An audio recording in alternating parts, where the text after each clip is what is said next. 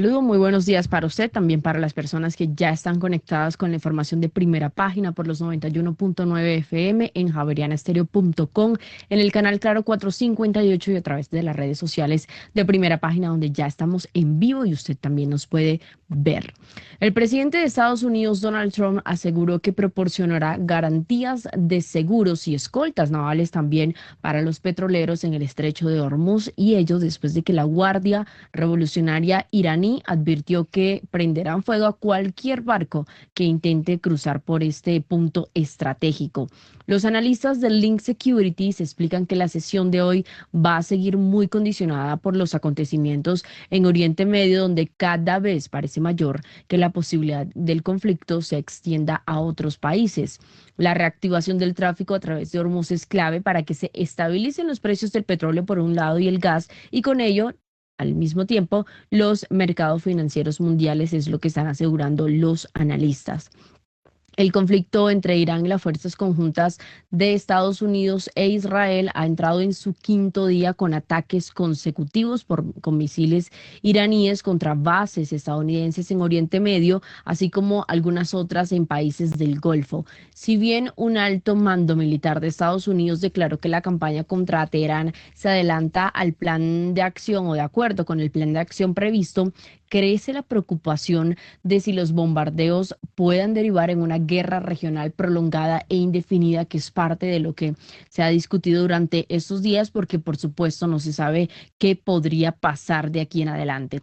Además del conflicto, también se han renovado los temores en torno al crédito privado, esto en Estados Unidos, tras un fuerte aumento en las retiradas de fondos de los créditos privados insignia de Blackstone, y que lo habíamos hablado aquí en Primera Página, está generando todo tipo de preocupaciones esta situación en torno al crédito privado en los Estados Unidos. Son las 6 de la mañana, 14 minutos, a propósito de lo que está pasando en Medio Oriente, de las reacciones que esto ha significado y de cómo el mundo sigue en tensión sobre esto. Vamos a conocer cómo se han comportado los mercados y empecemos en Asia. En Primera Página Radio, las bolsas del mundo. La bolsa de Tokio nuevamente se dio terreno por tercer día consecutivo, mientras que la de Seúl llegó a caer más del 10%. Estamos hablando de un 12% esta caída, provocando una suspensión temporal de la negociación bursátil. La mayor aversión al riesgo por la guerra entre Estados Unidos e Irán y el aumento de los precios de la energía están provocando una ola de toma de ganancias en los mercados asiáticos. El Kospi llegó a desplomarse significativamente, y esto justamente se da antes de recortar algunas pérdidas y tener una caída un poco menor con la que inició la jornada.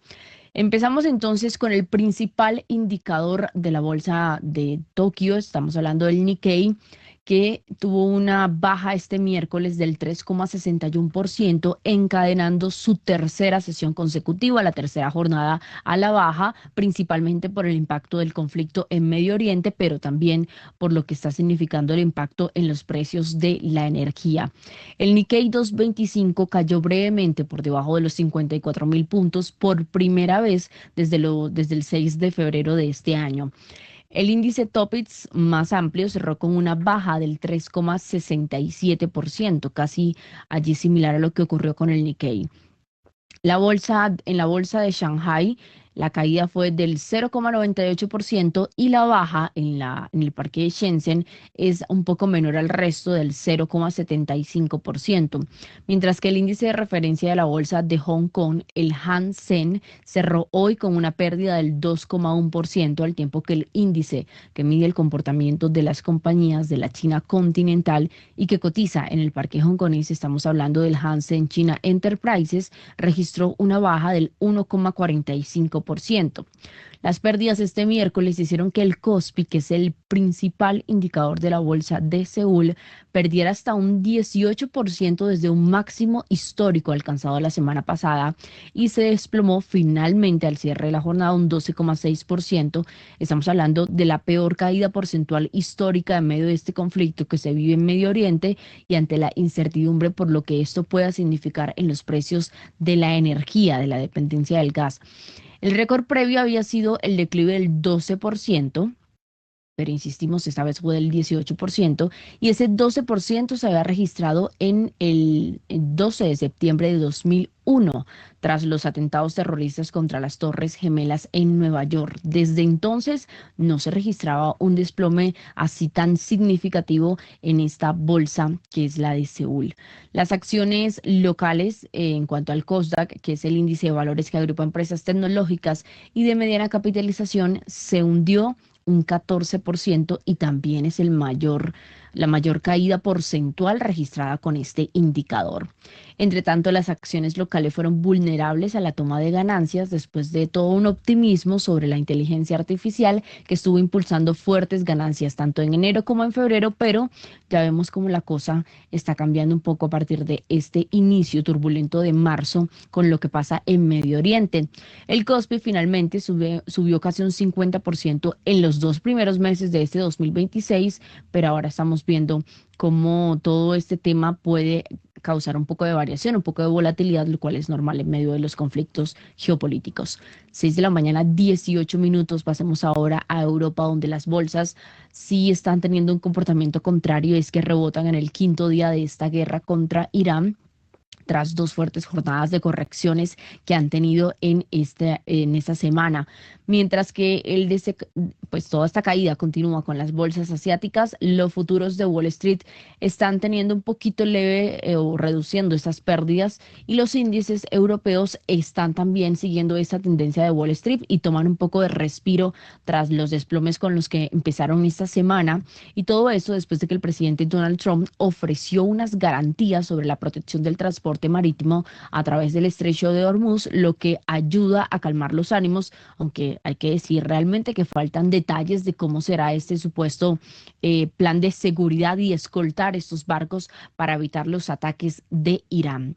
Las acciones europeas están subiendo este miércoles, mientras que los inversores siguen evaluando el conflicto en curso que se vive en Medio Oriente, así como las ganancias corporativas.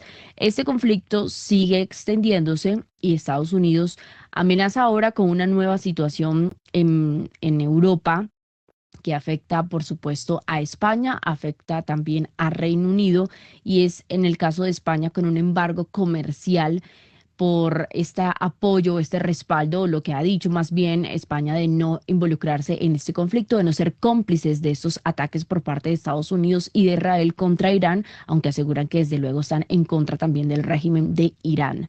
Así las cosas, el euro está apreciándose un 0,6% y el dólar contra el euro está cambiándose a 1,16 dólares. La bolsa de Frankfurt está en estos momentos registrando una subida del 0,67%, la de París un 0,39%, la bolsa de Milán un 0,22% y la de Londres está registrando una alza del 0,6%, mientras que la de España sube un poco más que el resto, estamos hablando de un 0,75%. Eso quiere decir, como lo mencionaba entonces, que hay un poco de positivismo y un poco más de calma en Europa frente a lo que ha estado ocurriendo al inicio de la semana, donde todas las bolsas estaban registrando de manera negativa y con bruscas caídas, pero esto sí continúa en Asia. A las 6 de la mañana, 21 minutos. De Asia y de Europa pasemos a nuestra región, a Latinoamérica, donde las impresiones, eso sí, continúan frente a lo que pasa en Medio Oriente. Las bolsas latinoamericanas, en Primera Página Radio.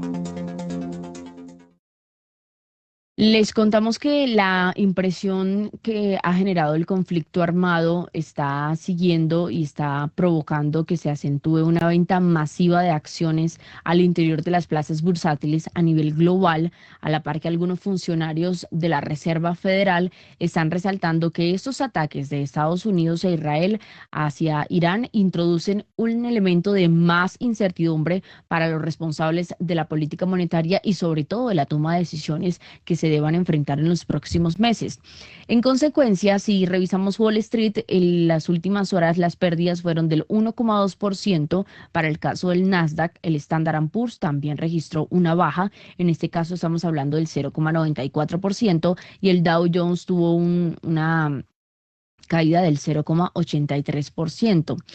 En Latinoamérica, el índice del Standard Poor's Merval de la Bolsa de Comercio de Buenos Aires también caída, en este caso 0,23%. La misma tendencia se registró con el Ibovespa 3,28%, esto en Sao Paulo. La tendencia también se mantuvo para el caso de México con el Standard Poor's de la Bolsa de México que descendió un 3,4%. En el caso de Colombia hay que decir que después de venir de varias sesiones en estos días de caída, el índice del MSCI Colcap de la Bolsa de Valores de Colombia tuvo una recuperación del 0,6%, aunque leve, pero recuperación. Retroceso en el caso del IPSA, la Bolsa de Valores de Santiago de Chile, 2,85% el descenso para la jornada de este martes al cierre. Y tenemos que en el caso de Lima, la bolsa de valores con su principal indicador, el MSCI Nuan de Perú, registró una baja del 4,41%. Es el balance que se registra de las últimas horas en Latinoamérica y en este caso puntual estamos hablando que la mayor caída en esta jornada se registraron en Perú con el índice del MSCI Nuam y también en México con el Standard Poor's de la Bolsa de Valores que tuvo un descenso en este caso del 3,4%. Ahora, para el caso de la Bolsa Institucional de Valores de México, la baja también fue significativa, casi del 3%, 2,96%. Bolsas marchando en rojo, exceptuando Colombia, en la última jornada para el caso de Latinoamérica. Y ahora pasemos a analizar qué está ocurriendo con el petróleo en las últimas horas para entrar en detalles con los commodities. Los precios de los commodities en Primera Página Radio. Los precios del crudo durante esta última jornada han estado teniendo una volatilidad significativa, lo hemos contado acá, en este caso están subiendo, en las últimas horas han tenido una subida del más del 3% tras el bombardeo con drones a buque de gas de Rusia. El Ministerio de Transporte de este país de Rusia denunció este miércoles un ataque perpetrado por drones náuticos ucranianos en el mar Mediterráneo, eso cerca de Malta, contra un buque ruso que transportaba gas natural licuado. Y eso aumenta un poco más las tensiones que ya hay sobre el petróleo. Las autoridades rusas calificaron este incidente como un atentado terrorista y un acto de piratería, una violación gravísima de las normas básicas del derecho marítimo internacional.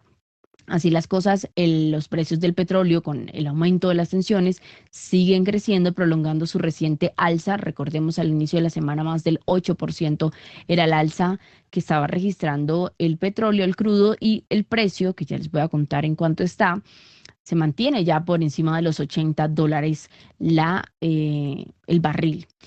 El crudo está en estos momentos, el Brent, teniendo un alza del 0,79% y está registrando un precio de $82.10. Allí está oscilando el precio entre $82.10 y 11 centavos. Mientras que el WTI de Estados Unidos, el alza es un poquito menos, estamos hablando de un 0,9%, pero está el precio del barril en $74.62.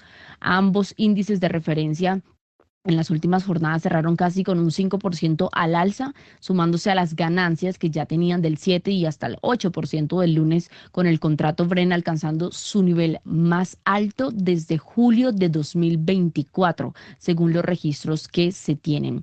Hay que mencionar que Irak, que es el segundo mayor productor de crudo de la Organización de Países Exportadores de Petróleo, la OPEP+, ha recortado la producción de casi 1,5 millones de barriles diarios, esto es aproximadamente la mitad, debido a las limitaciones que existen actualmente por almacenamiento y la falta de ruta de exportación, según informó Reuters. Irán, por su parte, ha atacado a los petroleros en el estrecho de Hormuz, por donde fluye aproximadamente la quinta parte del petróleo y el gas natural licuado del mundo, cerrando el tráfico por cuarto día consecutivo. Y empieza entonces, ante toda esta situación, lo que ha dicho Estados Unidos de enviar escoltas o de garantizar seguros que protejan los barcos que se atrevan a cruzar por allí por el estrecho de Hormuz. Rusia entonces denunció ataques este miércoles perpetrado por drones náuticos ucranianos, y esto entonces crea toda una tensión adicional a lo que ya está ocurriendo con Irán y Estados Unidos. El ataque fue contra el buque Arctic Metagas, que es uno de los casi 600 buques sancionados por la Unión Europea con una prohibición de acceso a puertos y también a una prestación de una amplia gama de servicios relacionados con el transporte marítimo a partir de la guerra que se ha desencadenado y que ya cumplió 4 años entre Rusia y Ucrania. Desde el año pasado hay que mencionar que Ucrania ha lanzado varios ataques contra la llamada flota fantasma rusa que transporta petróleo, eludiendo estas sanciones por parte de Occidente contra este país por esta guerra que, como lo mencionaba, ya cumple 4 años. Así están las cosas con el Bren, con el petróleo en general, el Bren y el WTI de Estados Unidos, pero pasemos ahora al resto de los commodities. Si revisamos el gas natural, tenemos que este está bajando un 2,33%, $2,98 es la cotización a esta hora.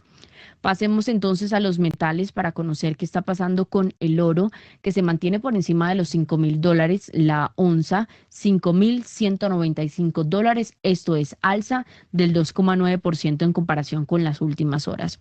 Revisando la plata, tenemos alza del 5,20%, $86,24 la onza, mientras que la libra del cobre está en $5,87. Iniciando semana estaba ya en $6, pero en estos momentos es $5,87. En comparación con las últimas horas que estaban registrando caídas, hoy está subiendo 1,82% el cobre. Revisamos el café, $2,86, alza del 1,30%. El azúcar está en estos momentos con 14 centavos, esto es también subiendo un 0,63%. Y si revisamos el carbón, tenemos que el precio del carbón a esta hora está registrando $123 la tonelada, y eso es una variación negativa del 3,91%. Así se están comportando a esta hora los commodities en el mundo ante esta creciente tensión que se está registrando en Medio Oriente y que concentra parte de la atención de los mercados y principalmente de los commodities. A las 6 de la mañana, 31 minutos ya, vamos a entrar en los temas relacionados con lo que ha pasado en las últimas horas en Colombia, y para eso nos conectamos a esta hora con don Daniel Támara, que es nuestro periodista que cubre los temas macro. Daniel, muy buenos días y cuéntenos entonces cuáles son algunos de los temas que usted nos tiene para este miércoles 4 de marzo. Muy buenos días, Kiara, para usted, para todos los oyentes. Pues sí, varias noticias, especialmente relacionadas con el mercado de deuda pública. Lo primero, Kiara, oyentes, es que ayer el Ministerio de Hacienda anunció que suben los montos de las subastas de test de largo plazo, tanto en pesos como en VR. En el caso de los test en pesos, los montos convocados, o el monto convocado ya no va a ser de 750.000 millones de pesos, que era lo que venía haciendo en lo corrido de este año, sino que a partir de este mes se va a ofertar 1 billón de pesos en cada subasta de TES en pesos. Y en el caso de las colocaciones en VR, también a partir de este mes, el monto inicial ya no va a ser de 300.000 millones de pesos, sino de 400.000 millones de pesos. Hoy hay subasta de VR, entonces hoy lo que va a ofertar el gobierno no van a ser 300.000 millones de pesos, sino 400.000 millones de pesos. Hay que tener en cuenta que siguen vigentes las cláusulas de sobreadjudicación. En caso de que la demanda por los títulos supere 2 veces el monto ofertado, tanto en pesos como en VR, el gobierno puede activar esta cláusula de sobreadjudicación y adjudicar hasta un 30% adicional frente al monto inicialmente convocado.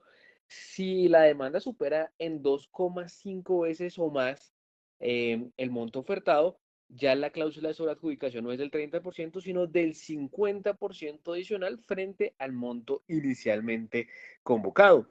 En el caso de los test en pesos, como se sabe, se va a seguir subastando en solitario la referencia que caduca en 2030 y que fue lanzada en enero pasado. Esto en el primer trimestre, o sea, seguramente cuando ya se termine este mes, ya en abril, pues van a llegar otras 4 referencias que van a acompañar a esta referencia, pero por lo pronto solo se va a seguir subastando este mes la referencia a 2030. En el caso de las VR, se siguen subastando las mismas 4, que son la que caduca en 2031, en 2041, en 2055 y en 2062. Entonces, esta es la primera noticia de que se ajustan los montos convocados en las subastas de T de largo plazo a partir de esta semana.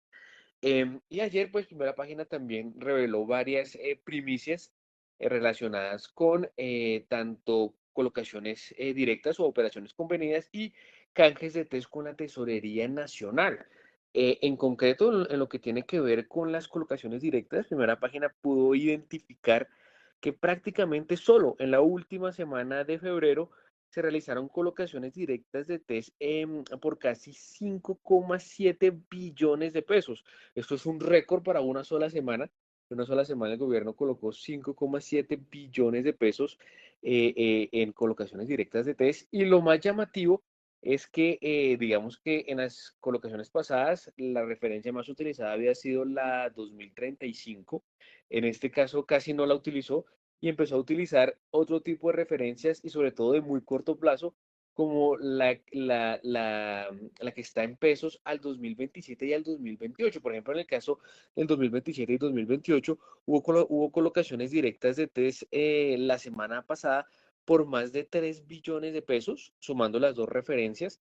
Y también, por ejemplo, utilizó referencias en VR, que eso tampoco se venía viendo en lo ocurrido del mes. También utilizó referencias en VR por montos, digamos, no tan significativos.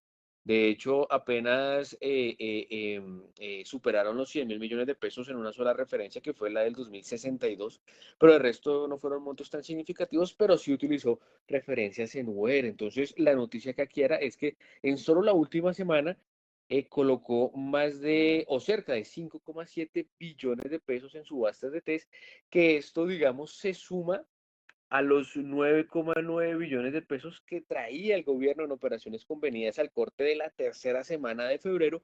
O sea que sumando los dos, nos da que en todo febrero las colocaciones directas de test sumaron cerca de 15,7 billones de pesos. Esto es obviamente un récord, un máximo histórico en colocaciones directas de test. El récord había sido en enero del 2025, cuando el gobierno colocó cerca de 6,3 billones de pesos. Esta vez más que lo duplicó y de hecho también superó, y como lo venía diciendo Primera Página a lo largo de todo el mes, superó el techo que el propio gobierno se había autoimpuesto de fuentes y usos que presentó Crédito Público a comienzos de este mes, donde decía que las operaciones convenidas con las entidades públicas iban a ser solamente de 8 billones de pesos. Como decimos, Primera Página identificó que solo en febrero se adjudicaron cerca de 15,6 billones de pesos en operaciones convenidas de test, es decir, casi que el doble de lo que esperaba entregar el gobierno a las entidades públicas en todo el año. Solamente en febrero adjudicó el doble de ese techo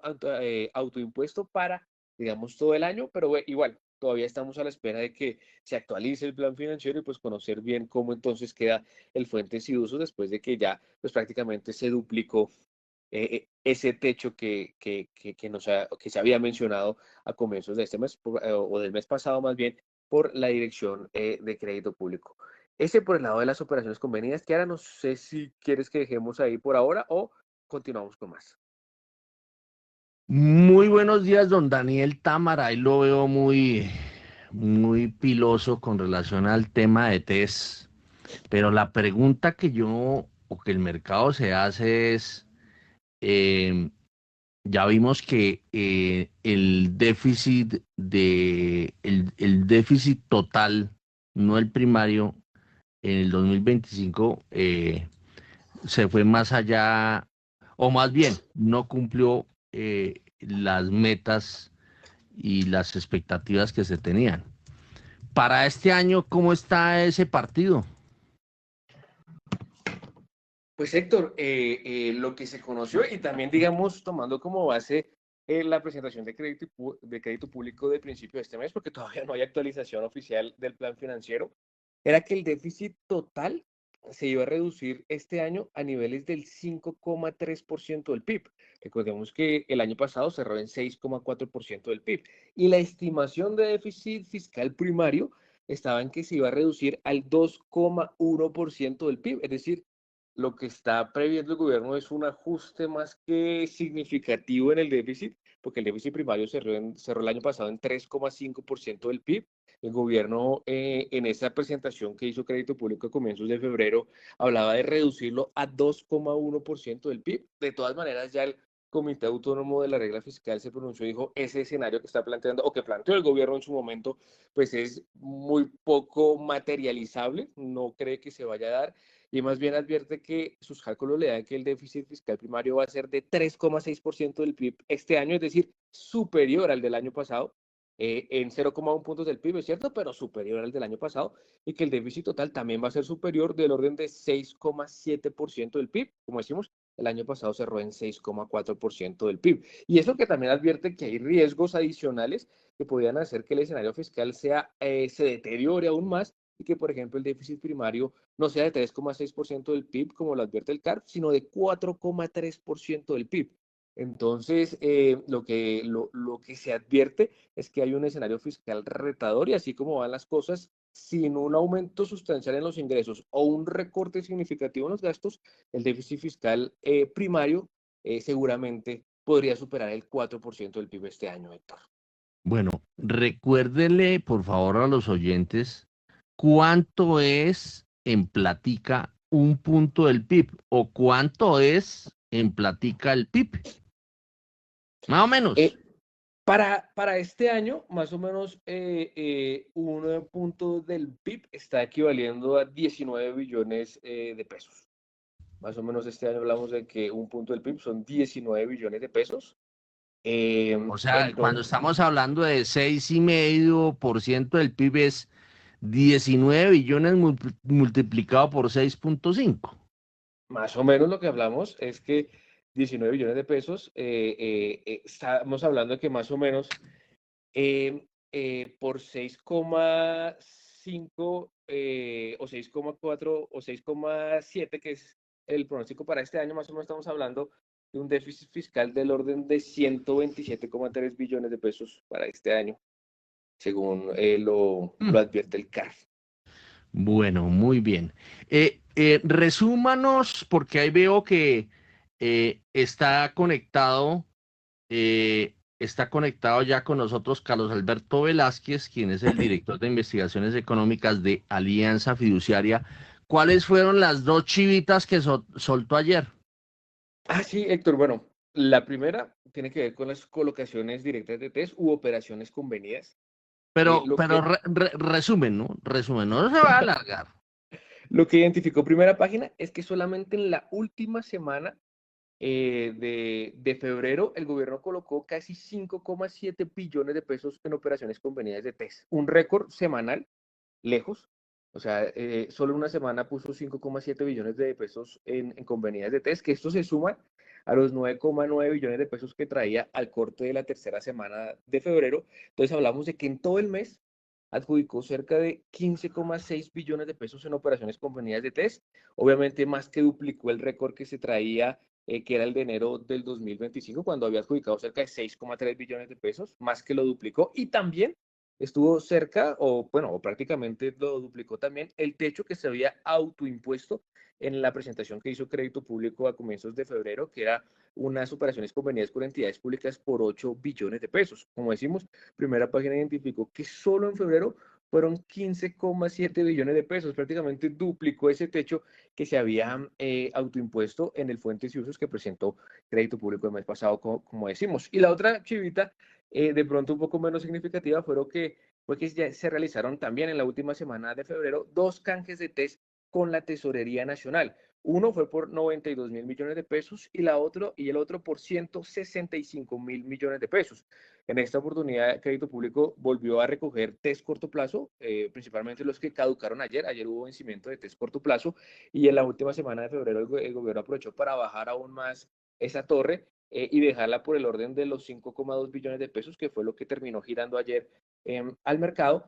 y también recogió títulos con vencimiento en el 2029. En contraprestación, entregó títulos con vencimiento en pesos, o sea, títulos denominados en pesos con vencimiento en el 2033, sector. Estas las dos chivas de ayer de primera página. Bueno, ya vamos a ir con Carlos Alberto porque hay que explicar un poquitico o recordarle un poquitico a los oyentes qué es un TES. Entonces, un TES es un papel que emite el gobierno para que el mercado le dé platica. O sea, por decir algo, emite un título de 100.000 pesos.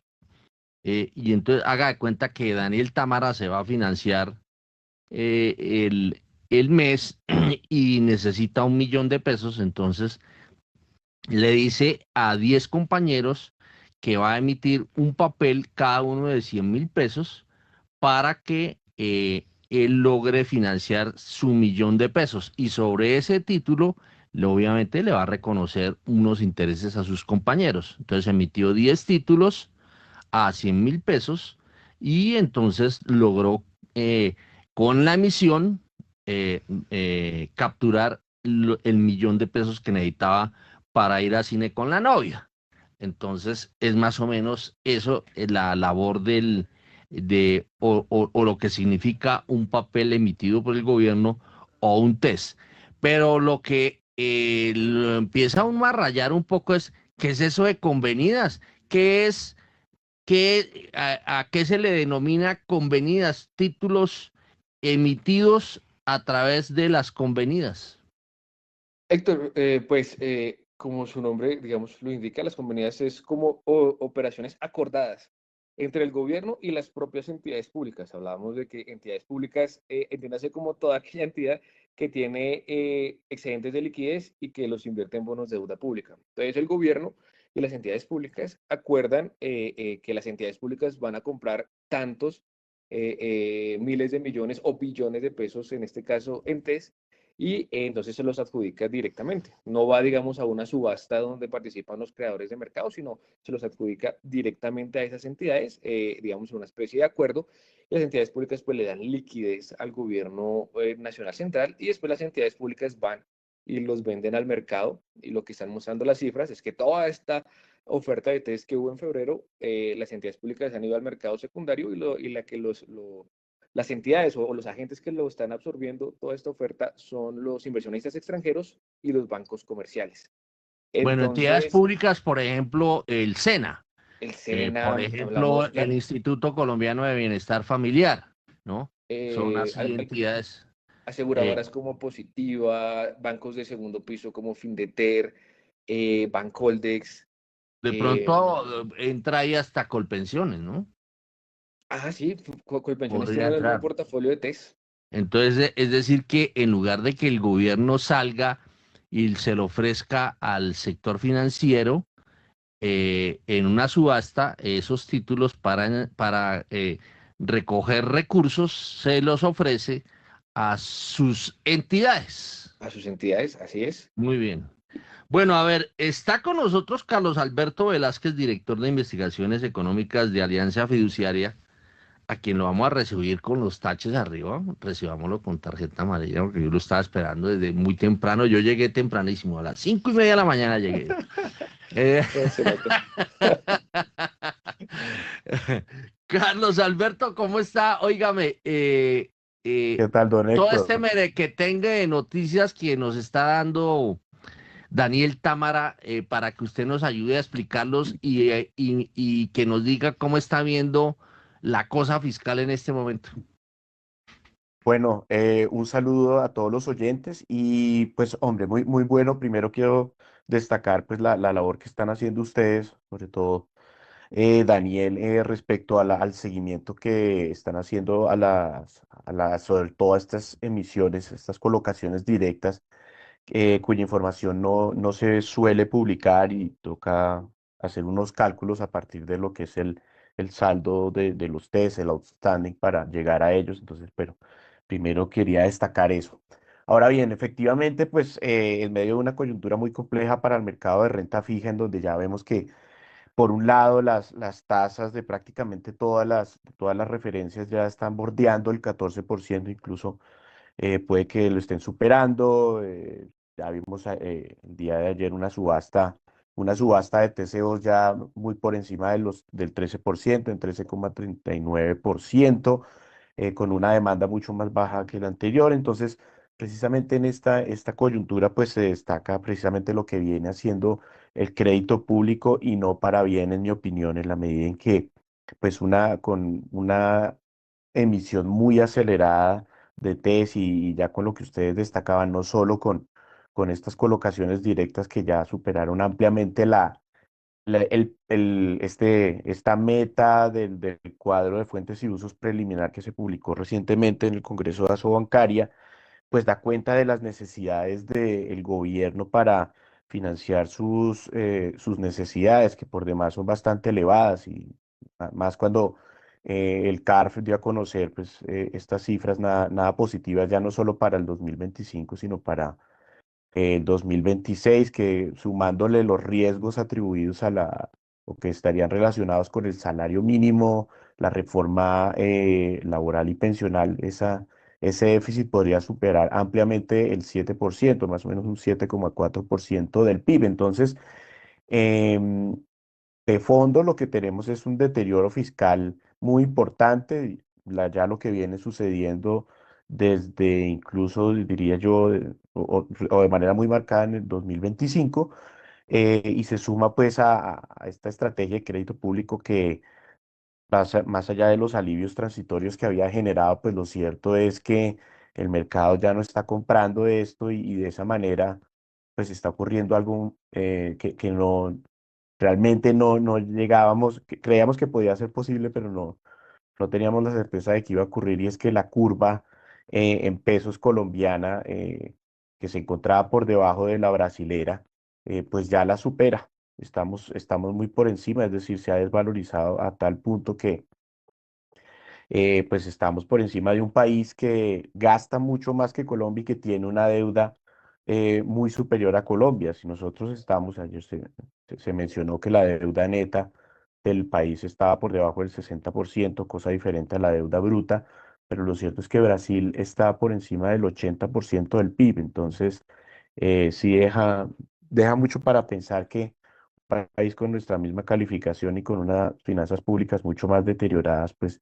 muestre una curva de test, bueno, en este caso una curva en moneda local mucho más valorizada que la nuestra. Entonces, es una coyuntura compleja, que seguramente nos va a acompañar hasta el cierre de este primer semestre. Habrá a ver qué tanto se sigue desvalorizando.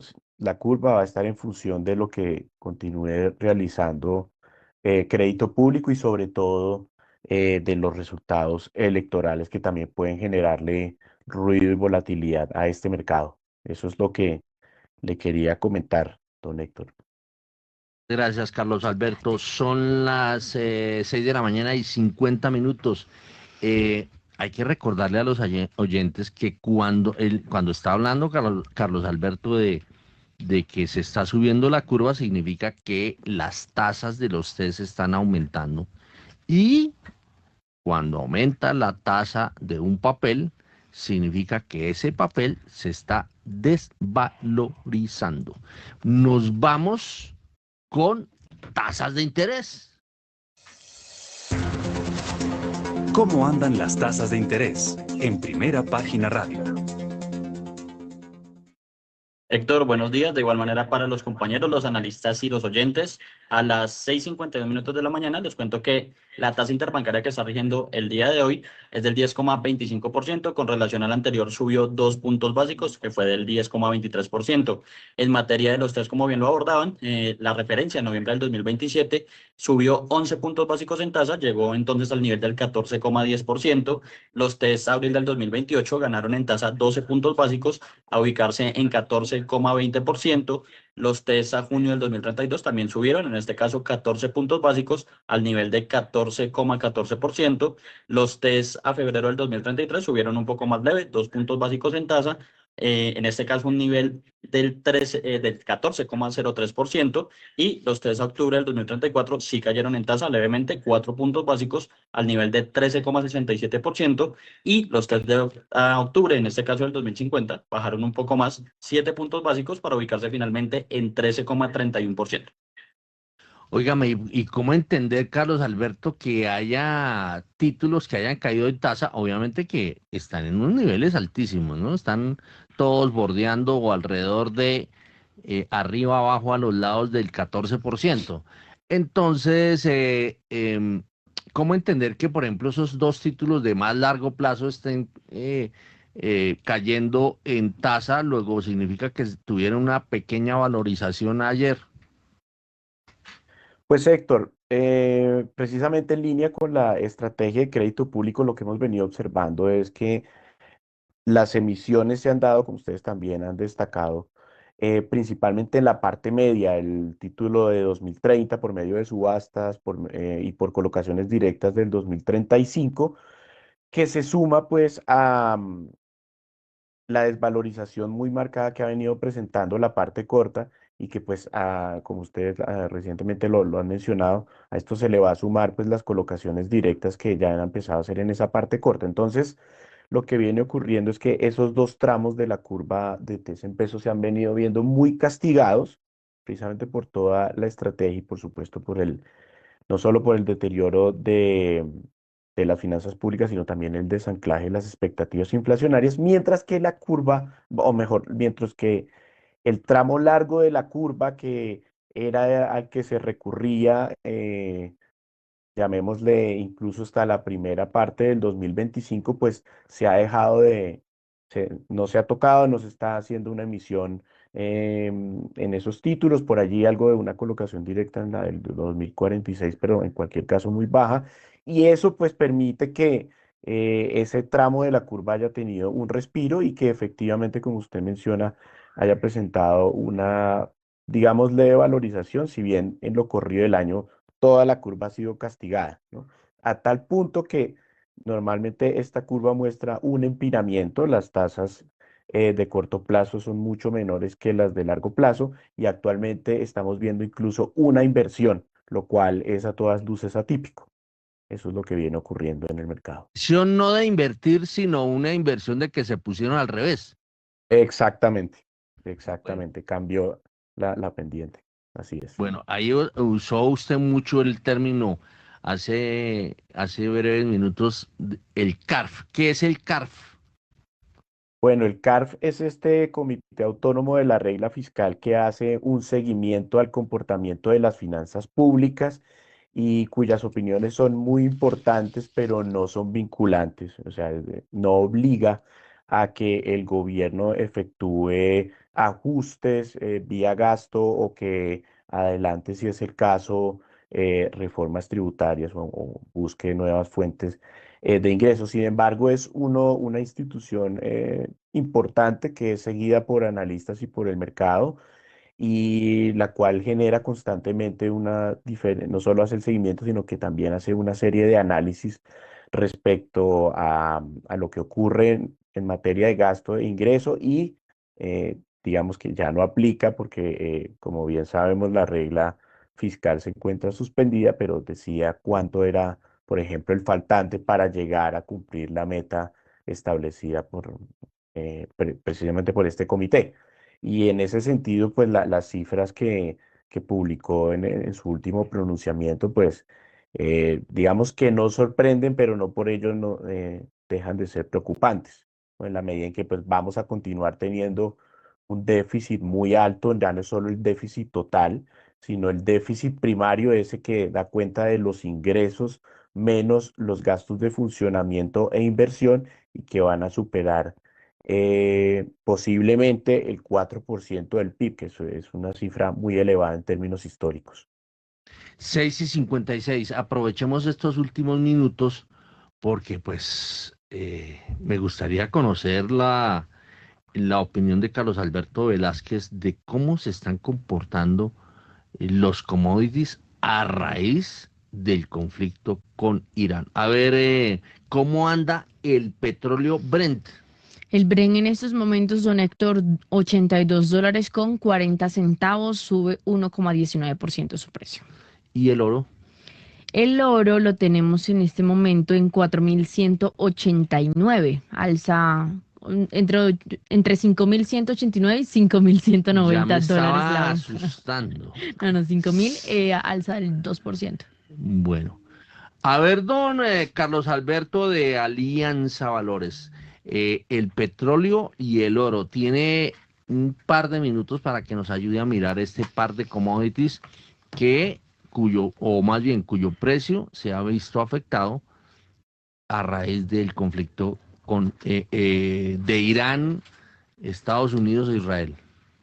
Bueno, Héctor, respecto al petróleo, que es claramente el commodity que todo el mundo le está haciendo seguimiento, pues cabe anotar que con ese cierre del Estrecho de Hormuz, que es una de las vías marítimas más importantes del mundo, en la medida en que transporta cerca, o por ella se transporta cerca del 20% del petróleo y del gas, a nivel global, pues esto genera una disrupción, una reducción eventual de la oferta y esto es lo que está presionando principalmente los precios del petróleo al alza. Y cabe anotar que, eh, digamos, no hay alternativas que completamente puedan compensar este cierre, ¿no? Hay un puerto en la península arábiga, particularmente en Arabia Saudita, que puede, o que por medio de él se pueden exportar de cerca de 5 millones de barriles. eh, con esfuerzos entiendo que pueden ser 7 millones, pero la producción de muchos de los países del Golfo, incluyendo Irak, que también es bastante importante, 4 millones de barriles, venía produciendo, supera los 20 millones de barriles. Entonces, precisamente esa restricción de oferta, ese choque, pues genera una disrupción muy importante a la que se puede sumar un eventual ataque a las instalaciones petroleras de Irán en la isla de Har. ¿No? Es muy importante. Recordemos que Irán produce cerca de 3 millones de barriles, entonces de darse una mayor intensidad en este conflicto, pues ese precio del petróleo puede seguir aumentando. Y ya en lo que corresponde al oro, pues como activo, digamos, defensivo y de reserva, pues no debe sorprendernos que más allá de la volatilidad, pues continúe valorizándose. 6:59. Acaba de llegar don Gonzalo Hernández, ex viceministro de Hacienda, ex miembro de la Junta Directiva de Ecopetrol. ¿Usted ha visto algo de le ha parado bolas me imagino que sí, a lo del conflicto? Mucho. Bueno, tiene 30 segundos para que nos ayude a dar su visión con relación a esto y su impacto en el país, ¿no? Exacto, para algo en 30 segundos, la gente se pregunta ¿y cuál es el impacto en Colombia? Y uno tiene que pensar al menos en dos posibles mecanismos. El primero, el directo, que mucha gente ha ya destacado, y es el aumento del precio del petróleo. El precio del petróleo de referencia para Colombia, que es el Brent, está en cerca de $83 el barril en este momento. Eso significa que frente a panoramas de $65, $70, tenemos $15 más por barril. Y les doy un dato. Por cada dólar adicional en el precio del barril, esto significa para las finanzas públicas 300.000 millones de pesos más. Con $10, que no es un escenario loco en medio de esta situación, estaríamos hablando de 3 billones de pesos adicionales al año para las finanzas públicas a través de varios canales. Uno, los dividendos que paga Ecopetrol. Dos, los impuestos. Tres, regalías. Todo eso suma la cifra que acabo de dar. Pero si se mantuviese durante un año ese precio. Y en ese sentido el comentario es que en ese sentido no, pero dale, es que estos 20 dele. segundos Tenía 30 segundos en la audiencia no ve todas las muecas que me hace Héctor. No, para terminar entonces, no, y esto, pero se evita un poco hablar de otro canal que es muy delicado y que es más incierto, y es la disrupción del comercio global. Ya el gobierno de Estados Unidos anunció que esto apenas está empezando. 7:01.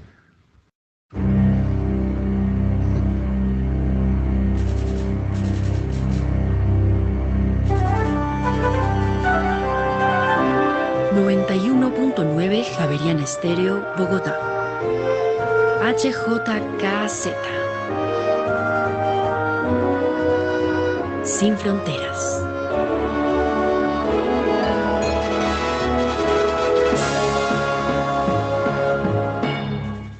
Son las 7 de la mañana y 14 minutos. Siguiendo con este informe que hicieron sobre el Mundial, siendo hoy 4 de febrero, faltan... 4 de marzo, 4 de marzo, perdón, de febrero. 4 de marzo, faltan 100 días para que empiece el Mundial. Y faltan 157 días para que haya cambio de gobierno. Repetimos, 157 días para que haya cambio de gobierno. 106 para el de Son Bogotá, las Colombia. 7 de la mañana y 14 minutos. Oiga, nos vamos ya veo a nuestro invitado especial, que es Diego Molano, exministro de las TIC. Tecnologías. Y hoy es el actual presidente de la ETB. Él se encuentra en Barcelona. Diego, muy buenos días acá, muy buenas tardes allá. Buenos días por la tarde, saludos de Barcelona, del Mobile World Congress en esta feria que realmente es el corazón de la tecnología del mundo, donde se discute dónde estamos y para dónde vamos en materia de tecnología. Bueno, y es en esa feria, digamos, ¿qué nos podemos traer para Colombia? Bueno, la verdad, esta feria, más que el tema móvil que empezó, hoy en día es todo inteligencia artificial. Un gran debate sobre cómo aprovechar más la inteligencia artificial, sobre todo cómo apropiarse más de ella. Para mí lo que más me queda de esta feria es que los países que van a ganar en esta gran revolución tecnológica no son los que crean la tecnología, no son los que se inventan la tecnología, no son los que crean los chips, son los que ganan son los que usan la tecnología, los que más rápido la implementan, los que más rápido transforman sus negocios, sus industrias utilizando inteligencia artificial. Muy bien, 7 de la mañana y 16 minutos. Lo estamos invitando porque esta es época de balances, de asambleas, ¿no? Y la empresa de telecomunicaciones de Bogotá hizo su balance. La pregunta se lo voy a mandar de una vez a la yugular. ¿Hay futuro con la ETB? Yo creo que el futuro de ETB es un futuro realmente muy, muy prometedor. Estamos trabajando en la transformación de una compañía que está en el corazón de los bogotanos, una marca que tiene el cariño de los usuarios por muchísimos años. Es la compañía más antigua de tecnología de Colombia y una de las más antiguas del mundo. 142 años en el corazón de la gente. Y nos estamos transformando, no solo para ser un operador de telecomunicaciones eficiente. Tenemos 2 redes de fibra óptica en Bogotá, tenemos cobertura para el mundo corporativo en todo Colombia, tenemos la mejor red de fibra óptica en Bogotá y también nos estamos metiendo en el mundo de las soluciones, plataformas para la educación, del mundo de EdTech, o plataformas para el mundo de salud, en el mundo de HealthTech, o plataformas para que el gobierno sea más eficiente en el mundo del GovTech. Estas no utilizando intensivamente la inteligencia artificial. Bueno, usted está hablando de, digamos, de unos valores agregados que hacía unos años pues no se tenían presentes. ¿Qué tan posible es de que esos valores agregados le den los ingresos que requiere la ETB para salir adelante?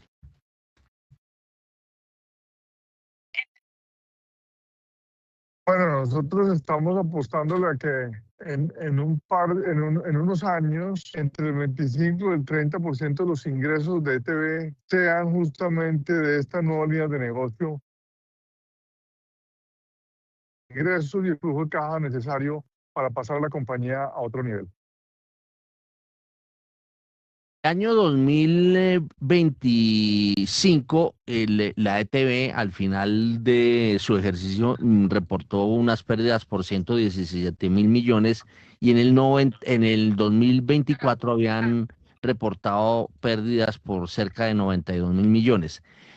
Aunque ustedes al final muestran que el último trimestre tuvo un comportamiento operacional muy positivo, ¿cómo hacer para cerrar esa brecha y para disminuir ese nivel de negativo de la TV? Bueno, la verdad, lo primero es que operativamente la utilidad operativa del año fue superior, muy superior a los 400.000 millones de pesos, pero esos 400.000 pues, se volvieron negativos en la utilidad final por tres factores importantes. El primero, por depreciación que tuvimos que pagar y amortización de CAPEX, porque para hacer la transformación tuvimos que invertir CAPEX. Tuvimos que invertir más de 300.000 millones de pesos en CAPEX, en inversión en la compañía, que es vital para seguir avanzando en este mundo tecnológico. El segundo elemento importante, obviamente, tuvimos unos pagos importantes de deuda, una deuda que hoy en día estamos reperfilando con nuestros bancos. Y tercer punto, tuvimos una diferencia versus 2024 con el reconocimiento de unos impuestos que se revertieron. Entonces tuvimos un golpe ahí contable, un crédito de impuesto de renta que afectó nuestros números finales. Pero lo importante aquí, como ustedes saben, es que la operación esté creciendo, que la operación esté sana, que la operación esté produciendo caja, y estamos justamente con esa operación mejorándola cada vez más. Si uno compara el último trimestre de 2025 con el último trimestre de 2024, multiplicamos el EBITDA operativo por más de 2.2 veces. Crecimos, eso fue pues el mejor trimestre en más de 10 años de la historia de TV. Si yo tuviera acciones de la ETB, usted me diría, ¿compre o venda? Oiga, la verdad es que por temas regulatorios no le puedo contestar esa pregunta, porque no Verdad, eso es puedo verdad, eso es hacer verdad. recomendación. Yo no puedo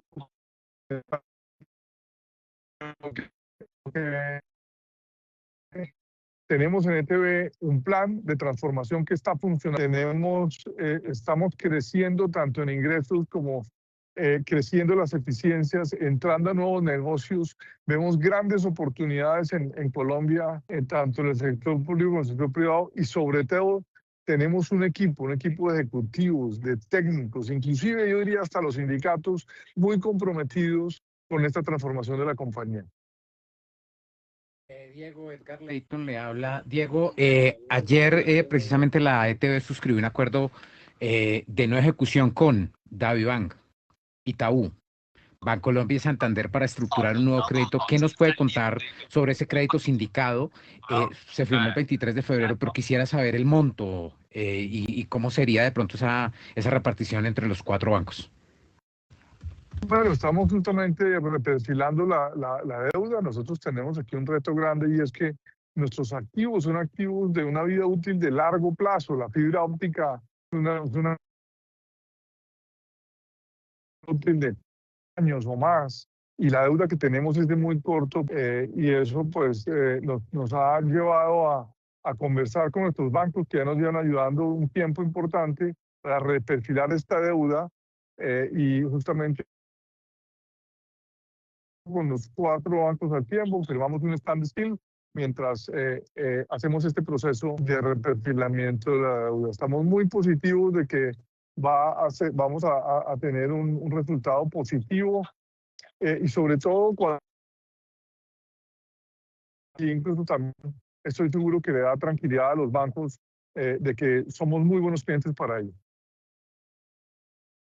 Yo aspiro a viajar al mundial, a ver si se puede. Voy a ver si me cuelgo de una ala, de un avión o alguna cosa, a ver si podemos ir. Pero en caso de que no pueda, ¿será que con la ETB puedo ver los partidos del mundial? Mire, no solo con la TV puede el partido mundial, en fibra óptica en Bogotá creo que somos el único operador que tiene todos los partidos del mundial, los 104 partidos los van a poder ver a través de la televisión de ETV. Hay otros operadores que van a presentar, obviamente estarán los de Colombia, pero el que realmente le guste el fútbol, ETV, todos los partidos con nuestra plataforma. Si usted no lo puede ver, lo graba en nuestra plataforma. Si quiere repetir el gol, usted mismo no tiene que esperar a que desde el otro lado le repitan el gol. Usted mismo lo puede repetir 3, 4, 5 veces con nuestra plataforma, que es de lo más moderno que hay en plataformas de televisión. Puede ver absolutamente todos los partidos del Mundial. Óigame, ¿y usted jugó fútbol? No, yo un poquito, yo casi no. En Boyacá, bueno, sí jugábamos un poquitico, banquitas en la calle jugábamos allá. Eso sí, más que todo jugábamos tejo. Tejo sí, cuando quieran me invito. Óigame, ¿y de qué equipo es hincha usted? Pues la verdad, yo de varios equipos, en Bogotá, en Santa Fe. En Bueno. Boyacá, pues tengo 2 equipos en Boyacá, o sea que todo depende.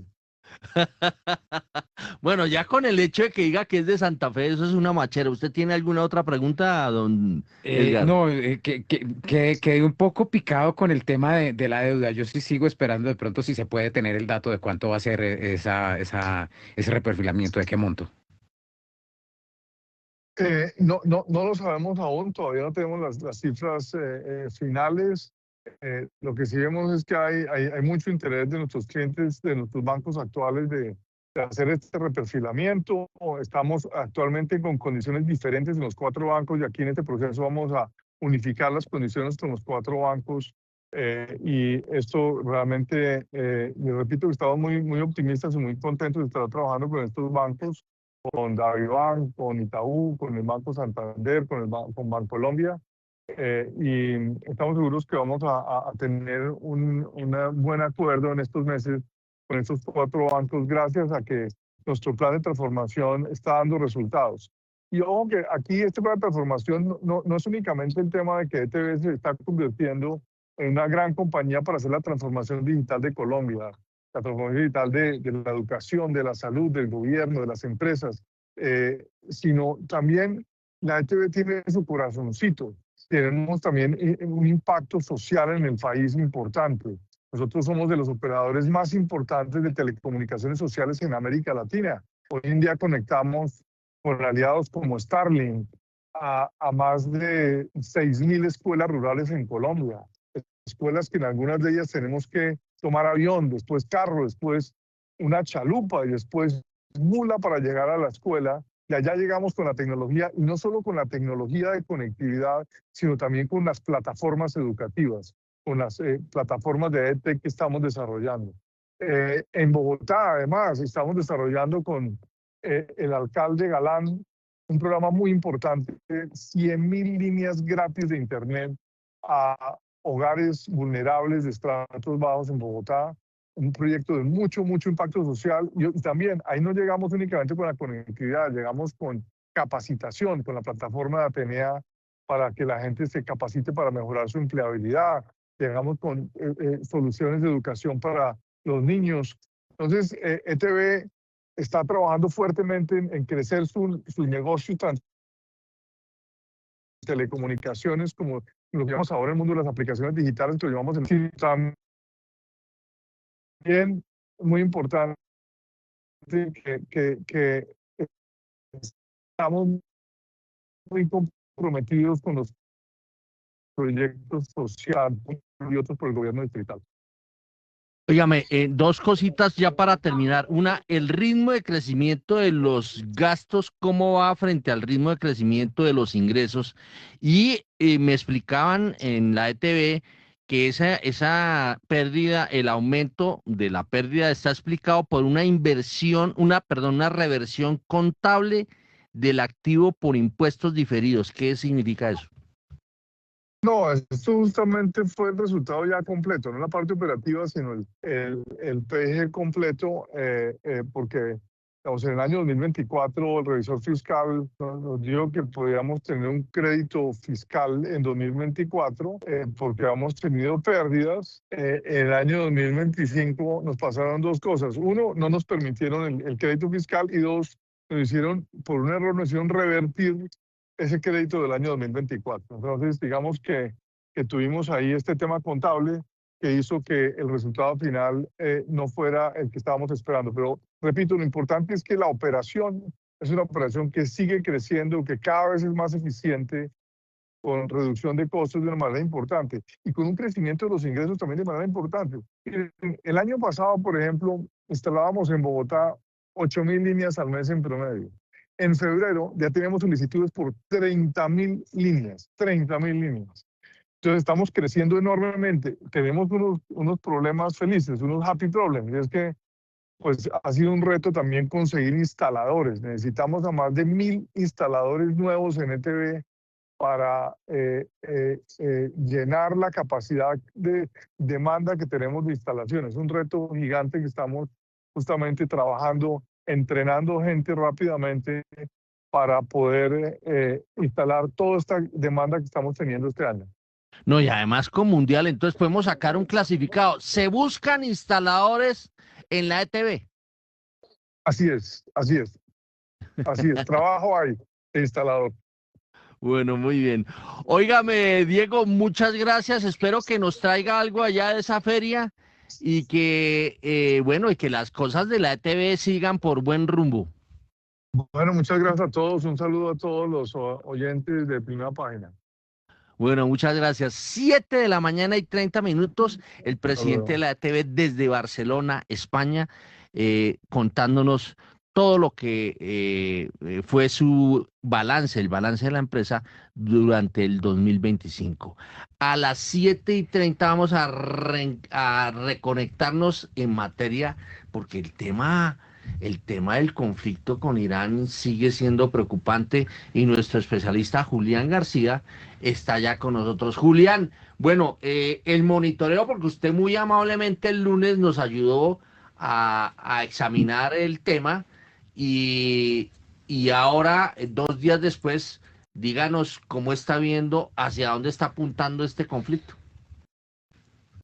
Bueno, pues buenos días a la mesa de trabajo y a la audiencia. Bueno, este conflicto, pues lo que uno estima es que, digámoslo así, la parte militar sería de pocas semanas. Eso lo ve uno, pues porque tanto es lo que anuncia Estados Unidos e Israel, como es en lo que Estados Unidos aparentemente no quiere estar. No quieren un conflicto largo, quieren evitar en particular muerte de soldados, porque eso genera mucha presión interna dentro de Estados Unidos. Entonces el objetivo es, digámoslo así,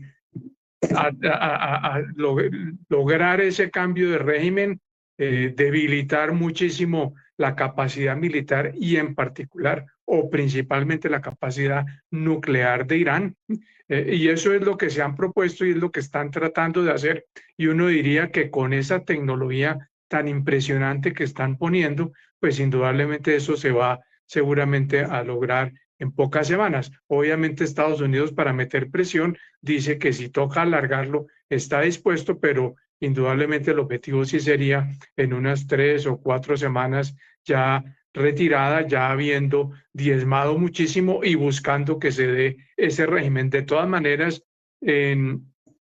tanto en Irán como en Venezuela, un poco lo que Estados Unidos espera es que la misma población ayude a esa transición, que no sea esta actividad, digámoslo así, o este actuar de Estados Unidos, en el caso de Irán con Israel, el que lleve a la transición, sino que sea la misma población, y por eso el mismo Trump ha invitado a la población a que salga a lograr lo que ha tratado de hacer desde hace muchos años. Inclusive desde el 2010 vienen haciendo muchas revueltas que son muy fuertemente reprimidas, pero la apuesta ahora es a que la misma población sea la que lleve al cambio de régimen. Y mientras tanto ellos facilitan que eso se dé, mientras vulneran, ¿sí? o debilitan esa capacidad militar de Irán. Sin embargo, también escala a nivel regional, porque Irán ha enviado muchos misiles a infraestructura, no solamente a las bases militares de Estados Unidos en los países del Golfo, sino también ha impactado infraestructura, en particular petrolera, en Arabia Saudita, en Qatar, etcétera. Entonces ya se vuelve un problema regional y obviamente esto está impactando los mercados de hidrocarburos. Yo sigo preguntándole y le vuelvo a preguntar, bueno, ¿qué pasa con el precio de la gasolina acá? Si el gobierno tenía toda la disposición de bajar el precio, pero esto subiendo está como complicado, ¿no?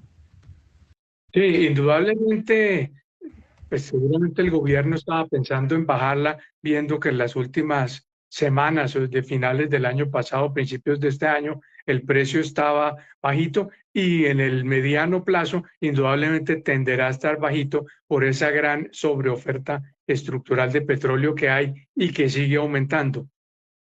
Y además de eso, uno cree también que seguramente hay un poquitico de objetivos electoreros con ese manejo del precio en estos días, pues porque eso genera votantes, digámoslo así, lograr poner en el mercado un precio más bajito. Entonces yo diría que el gobierno quisiera hacer eso, pero obviamente espera corregirlo, dada la situación de que el precio inclusive está para el otro lado, está subiendo. Hoy se ha estabilizado un poco de esa gran trepada que se pegó ayer. Hoy ya se está estabilizando un poco, pero perfectamente puede seguir subiendo en cualquier momento, retorna por los eventos, tanto los eventos que pasen en el terreno, qué tan grande es ese impacto en el estrecho de Hormuz. Eso está pasando por ejemplo, sabemos que Qatar es el que produce casi un 20% del gas licuado del mundo y está impactado, tiene cerrada su infraestructura. Eso ha hecho que el precio en ciertos mercados, pues, principalmente los compradores del gas licuado de Qatar, esté muy alto. En Europa el precio de importación del gas está altísimo, sin embargo en Estados Unidos sí sigue alrededor de los $3, mientras en Europa está por los 18, $20 por millón de BTU el precio en este momento de importar gas por esa limitación en las exportaciones de Qatar. Entonces, hay también ese impacto, digámoslo así, en la infraestructura, mucha preocupación por el movimiento de los tanqueros, de qué tanto se puede hacer. Estados Unidos ha ofrecido que va a escoltar esos tanqueros cuando pasen el estrecho de Hormuz, pero eso es relativo de qué tanto lo podrá lograr, pero eso es lo que ha ofrecido Estados Unidos, escoltar los tanqueros que van pasando con el petróleo y el gas licuado. Bueno, don Fabián Osorio, que es de Corfi Colombiana, quiere hacerle una preguntilla. No, pues más que pregunta, quería corroborar con algunos datos, algo que mencionaba Julián y también mencionaba Gonzalo. Buenos días a todos, a los que están acá y a los oyentes. Lo primero es que, claro, ahorita Gonzalo hablaba de un impacto fiscal positivo, de un aumento en el precio del petróleo, pero algo que menciona Julián, que es muy importante, es lo que está pasando con el Fondo de Estabilización del Precio de los Combustibles. Miren que el ministro de Hacienda en la rueda de prensa de la reunión de enero dijo que el objetivo de la reducción del precio de la gasolina era buscar un superávit del fondo de estabilización igual a cero. Esa afirmación y ese espacio existía cuando el precio del Brent estaba alrededor de los $60. Las estimaciones de la DEA estaban alrededor de ese nivel, pero antes de la reducción de 500 pesos de marzo, ya el precio se ubicaba en $70. Ahorita estamos hablando de $80. Pero hablemos del precio del $70 que se ubicaba el viernes, que fue la reducción del precio de la gasolina. Ahí ya ya de mantenerse $70 el precio del Brent, ya el fondo se volvía deficitario y nuestro cálculo sugiere que estaba en $3.5 millones. Con esa reducción y manteniendo los $70, ese déficit aumenta a $4.5 millones $4.5 billones de pesos. De 3.5 billones de pesos a 4.5 billones de pesos. Eso es $1 billón de pesos de presión fiscal futura. Y aún así redujo el precio de la gasolina. Ahora estamos hablando de precios de 80. No sabemos cuándo se va a revertir esa situación. Y aquí el mensaje es, claro, en 2 o 3 semanas, en unos meses, tal vez el precio del petróleo pueda volver a los niveles anteriores, pero aquí está la inconveniencia de usar el Fondo de Estabilización del Precio de Combustibles como una fuente política discrecional. voy a bajar el precio de la gasolina porque tengo superávit. Pero son superávit intangibles frente a precios, a supuestos que pueden cambiar muy rápidamente en el futuro. Yo me pregunto si ese objetivo, el superávit igual a cero, se mantiene, y si se mantiene, lo que tiene que haber es una reversión del precio de la gasolina y aumento del precio de la gasolina de 1.500 pesos. Entonces ahí muestra el impacto fiscal y muestra cómo el fondo tiene que volver a criterios técnicos. Por cada dólar, nuestra estimación muestra que por cada dólar el balance cambia en 500.000 millones de pesos. Yo no sé cómo le suenan esas cifras a Gonzalo. Dijo que era 300.000 No, millones. pero el fondo. Sí, por un lado, el efecto fiscal, el recaudo, las regalías, ingresos son 300.000 millones de pesos, pero el balance del fondo, nuestra estimación sugiere que por cada dólar cambia en 500.000 millones de pesos. Si estamos en un superávit, el superávit se hace más pequeño porque el diferencial del precio de la gasolina se reduce y el del ACPM aumenta, es decir, la contribución se reduce, el gasto aumenta. Pero si estamos en niveles deficitarios, aumenta el déficit. Y aumenta más si en ese contexto bajo el precio de la gasolina. Y ahí es donde es difícil hacer política frente a superávits que no están materializados y que pueden cambiar de un día a otro. No sé cómo le suenan esas cifras a Gonzalo, que trabajó este tema. Pero además de las cifras, el marco para entenderlo bien. Hay un choque positivo de ingreso por el precio alto del petróleo, pero después vienen las decisiones de gasto. Y en relación con el FEPEC, es una pésima decisión de gasto bajar el precio de la gasolina. Yo sé que decir esto no es popular. La gente en las calles está feliz con, Oiga, con, pero con, yo con no he mil sabido, pesos. ya salió al fin salió la Claro, resolución. ya hubo disminución. Mire, Mire, ahorita para marzo. como dice uno anecdóticamente, cuando quiere plantear que está informado en la calle también, hable con los taxistas. O sea, la gente está, el transporte por plataforma, la gente dice, hey, y se cumplió la promesa de bajar el precio de la gasolina. Pero en términos de política pública es una mala idea. Además, porque eso significa que no hay fondo de estabilización. Un fondo de estabilización, lo que debe buscar, el propósito debe ser que en momentos en que, por ejemplo, el precio de la gasolina está relativamente más bajo, se pueda cobrar un precio de la gasolina más alto en las calles para poder ahorrar unos fondos, para poder cubrir momentos en donde el precio de la gasolina internacionalmente va a subir. ¿Cierto? Pero si le apuntamos, como dice Fabián, a que en los momentos en que el precio de la gasolina está bajando internacionalmente, para ponerlo de alguna forma, a un superávit cero del FEPEC, entonces, ¿cuál va a ser el mecanismo de estabilización?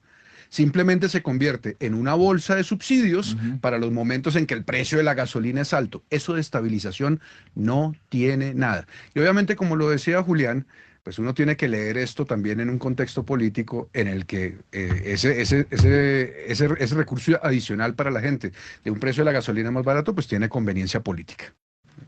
El sábado se emitió la nueva. El sábado salió la resolución, esa resolución del Ministerio de Minas, ¿no? Cuando ya el Brent está en $72, o sea, ya se estaban advirtiendo las presiones que habían sobre el FEPEC. Muy bien, usted sabe que estamos en el gobierno del cambio. Bueno, 7:41. Nos vamos con el dólar, el precio del dólar, ¿cómo está? En Primera Página Radio, el informe de las monedas. Bueno, Héctor, les cuento que la tasa representativa del mercado que rige este miércoles 4 de marzo es de 3.797 pesos con 64 centavos. Con relación al anterior, subió un 0,77% o unos 28 pesos con 91 centavos. Cabe decir que este nivel de TRM es de momento la más alta del año y aparte máximos desde diciembre de 2025, desde el 22 de diciembre del 2025 específicamente.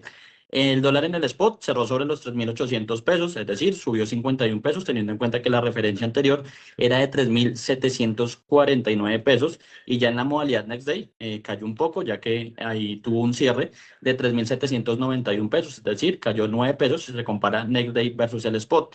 Tenemos devaluación año corrido, ya cambió esa tendencia que se venía dando, pues obviamente con estos niveles ya de 3.800, la devaluación año corrido ya llegó al 1,08% y tenemos revaluación en los últimos 12 meses del 7,75%, también ha venido cayendo con fuerza.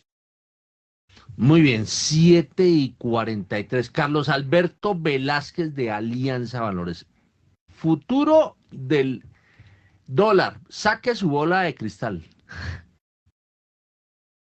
Bueno, Héctor, desde Alianza, como muchos saben, nosotros tenemos una visión muy bajista del dólar, sobre todo para el segundo semestre, marcada por lo que creemos será un debilitamiento del dólar aunado a un eventual cambio político. Entonces nosotros, y de hecho generó mucha discusión en este espacio también, nuestra expectativa de 3.400 a 3.200 a cierre de año. Por supuesto, esta mención que hicimos recientemente allí en este espacio, pues puede generar dudas respecto a lo que está ocurriendo, ¿no? Con este conflicto que claramente, por más de que hoy estamos viendo un debilitamiento del DXY, pues sí ha fortalecido, ¿no? Claramente, nosotros creemos que pues este factor genera una volatilidad importante, genera una presión alcista que se suma a lo que será pues nuestro proceso electoral y que ha llevado a que, a diferencia de lo que ocurría en 2025, en donde el peso era la moneda más apreciada frente a nuestros pares regionales, hablemos de Brasil, Chile, México, pues actualmente, como ya ustedes mencionaban, se esté depreciando. Creemos que durante el primer semestre vamos a seguir presentando esta volatilidad, pues ya con que se suma a este conflicto geopolítico, pero seguimos pensando que hacia el segundo semestre de darse una resolución eventual a este diferendo en términos geopolíticos, podamos ver de nuevo una apreciación de la tasa de cambio. 7:45, ¿cuál es nuestro pronóstico? ¿El pronóstico de primera página? El pronóstico de primera página es que hoy el comportamiento del dólar tendría una volatilidad estimada de 60 pesos, mínimo 3.770, máximo 3.830 pesos. El pronóstico lo ha hecho el asesor en el área cambiaria Mauricio Zúñiga, quien manifiesta que a nivel local tenemos un peso con fuerte resistencia en el nivel de los 3.800 y a pesar de que el DXY ya supera los 99 puntos y el mundo está reflejando en sus bolsas que se tiñe de rojo, aquí, dice él, difícilmente nuestra moneda quiere seguir esa tendencia. Fabián Osorio, a ver, el dólar. Fabián Osorio de Corfi. No, pues nosotros vemos que el dólar pues está teniendo algunas presiones recientemente, pero la verdad lo vemos en los próximos meses parqueado alrededor de los 3.700, 3.800 pesos, e incluso con algunas presiones bajistas. O sea, realmente lo vemos. ¿Con elecciones? Con elección, es decir, va a haber volatilidad, sin duda alguna, pero creemos que las presiones de afuera, ahora, tenemos el conflicto que sin duda alguna va a generar algunas presiones alcistas, pero los principales drivers, que son como lo que está pasando con la política en Estados Unidos, la política económica en Estados Unidos, nos muestra que el dólar, pues no creemos, espero no equivocarme, que el dólar vuelva a revertirse a niveles por encima de los 4.000. Bueno, vio que Alianza está, es que 3.200, No, 3.400, ¿usted le cree a los de Alianza? No, claro que, o mejor dicho, ahí entra a jugar como la ponderación de las razones, y cuando uno ve la justificación detrás de los 3.200, 3.300 hace sentido. Aquí simplemente vemos que de pronto nosotros ponderamos unas cosas menos y unas cosas más, y por eso estamos en 3.690 pesos en promedio. Pero pues 3.200 no es algo loco. Recuerdo que hace unos años Alianza también hablaba de un precio bajo y mucha gente decía no va a pasar, y pasó efectivamente. Entonces no hay que descartar ese escenario, sobre todo con una variable tan volátil como la tasa de cambio. Bueno, muy bien. Gonzalo Hernández, ¿cómo está viendo el dólar? Otra vez, el principal determinante de tendencia internacional, el precio del dólar internacionalmente está relativamente bajo. Eso explica en buena medida la revaluación del peso colombiano durante 2025, que fue cercana al 14%. Estoy de acuerdo con que depende mucho para el panorama futuro qué peso le da uno a todas las razones, pero el único consejo en medio de lo que normalmente los economistas llamamos incertidumbre, tanto doméstica como internacional, pues es tener, uno, portafolios diversificados, y dos, que esos portafolios diversificados tengan activos que se consideran de refugio. Y en ese sentido, independientemente de las predicciones especulativas que uno puede hacer de dólares, siempre parece una buena idea tener dólares. 7:48. Bueno, eso no nos dice mucho Diego Rodríguez.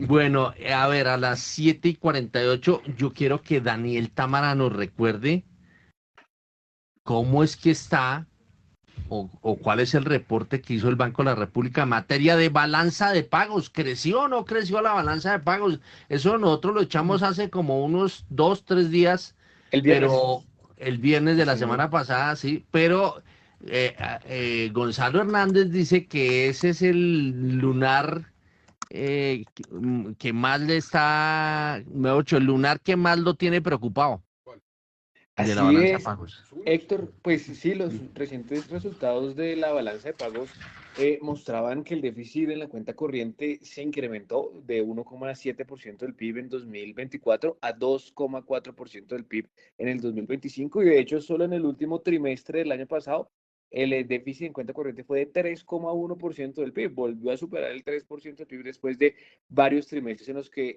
el déficit pues marcó niveles inferiores a esta cifra. Y no solamente eso, mostró por un lado que, por ejemplo, la inversión extranjera directa cayó más de 16% el año pasado, llegando a niveles apenas por encima de los 11.000 millones de dólares.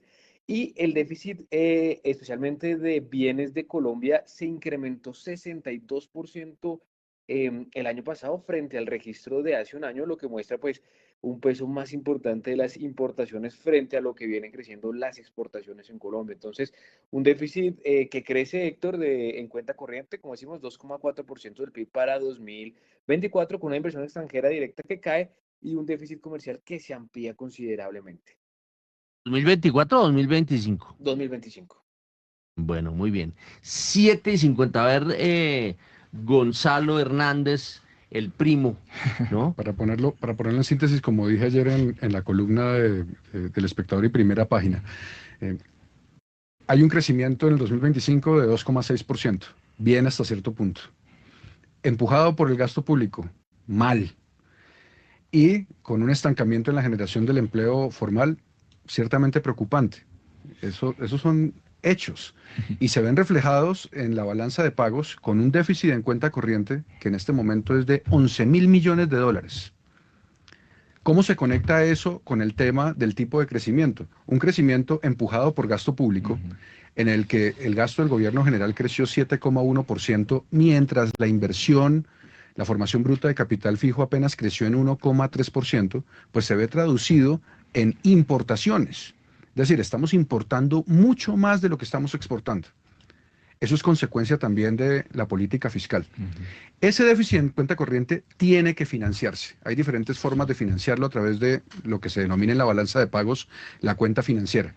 Y no se está financiando con inversión extranjera directa, es decir, no se está financiando con inversiones que hacen extranjeros teniendo participaciones en empresas y en actividades productivas en Colombia.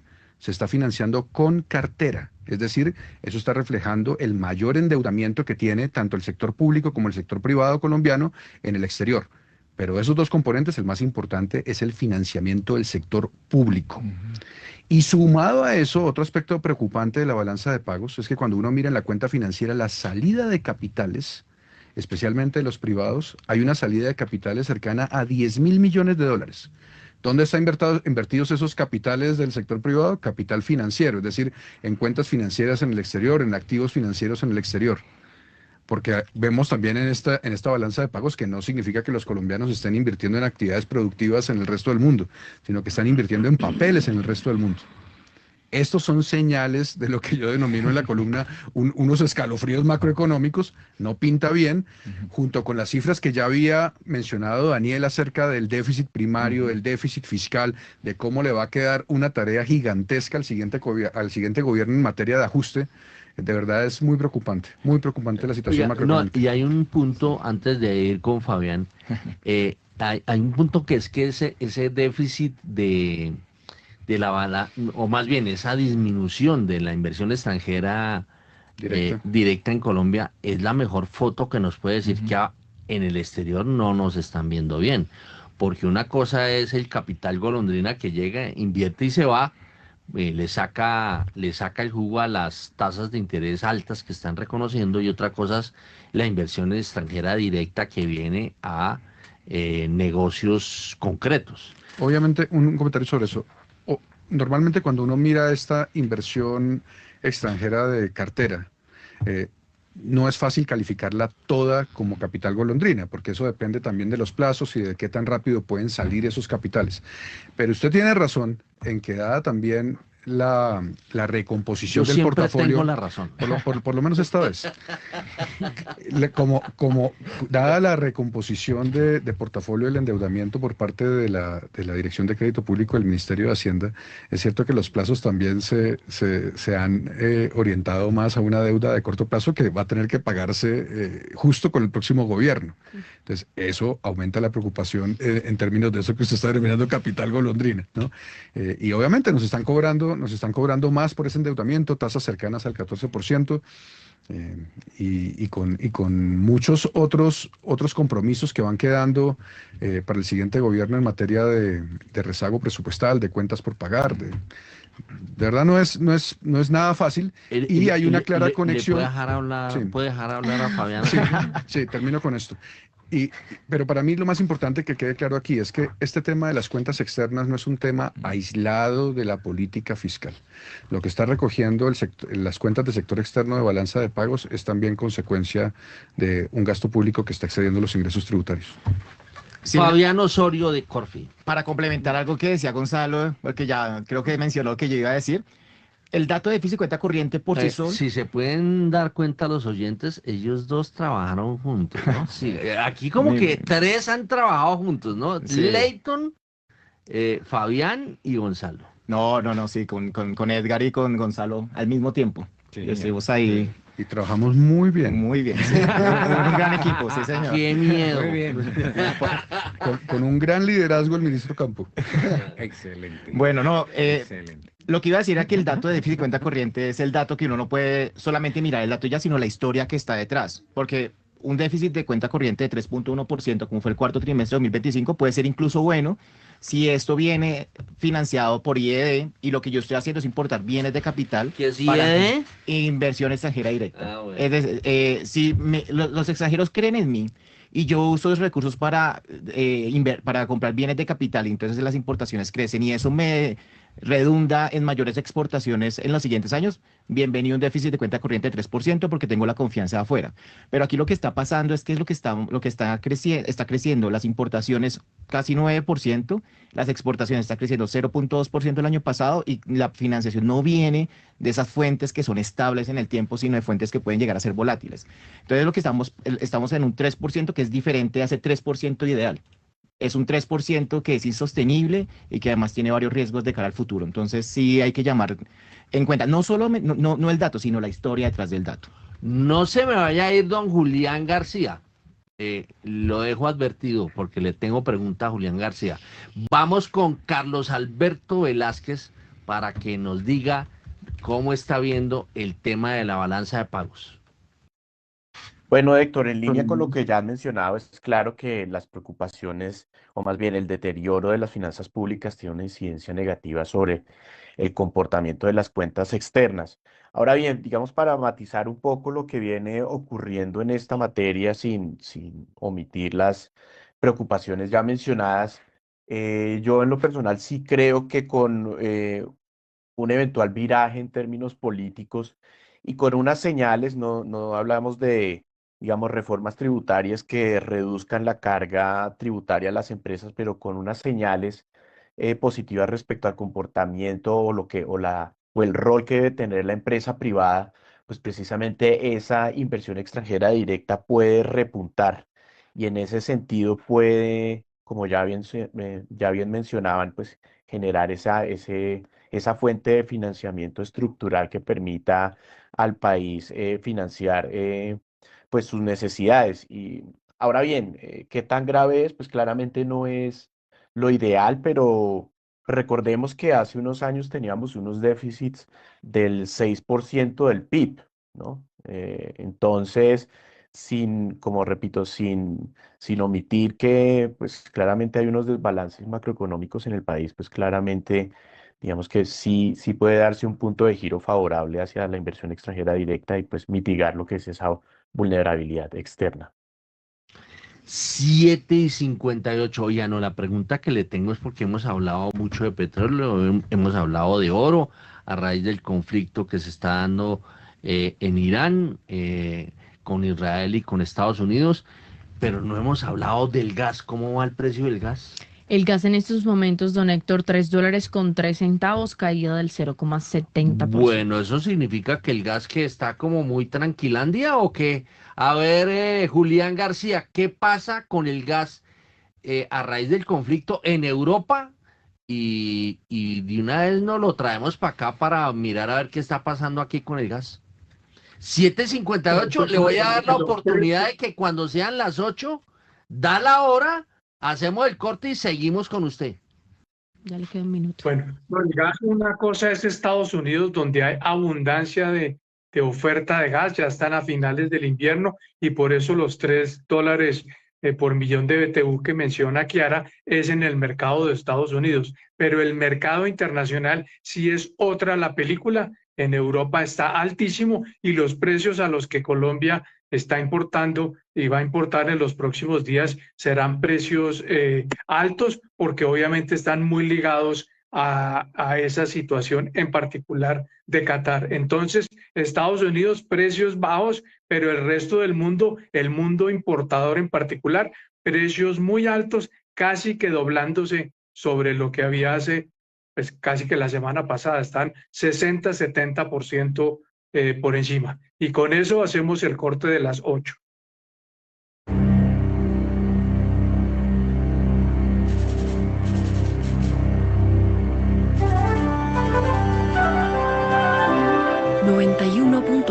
Javeriana Estéreo, Bogotá.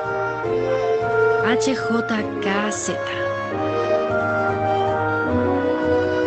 Sin fronteras.